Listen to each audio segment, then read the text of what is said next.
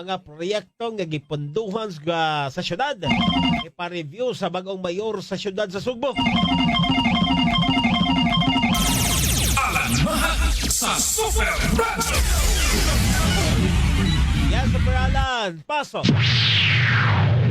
Mga proyekto nga nakarinya sa administrasyon ni Mayor Raymond Alben Garcia ang ipareview kini karon sa bagong napili nga mayor Nestor Archibal.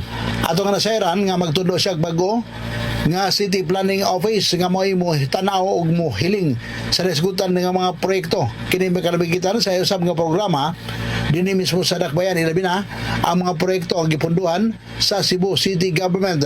Gustong masayaran ni Archibal kung ang naisgutan nga mga proyekto viable ba o ginanglan mo karon dinhi mismo sa Dakbayan sama sa paggabalhin sa Cebu City Hall ang executive building ingon man ang legislative building ato mismo sa may South Road property. Ato kana sa nga usa kini sa mga proyekto sa kanhi pa administrasyon din adunay pagtugotan nini ang buhatan sa City Planning Office dinhi mismo sa Dakbayan sa Sugbo. Ako sa Ramahid sa JB Super Radio DYWS dapat ito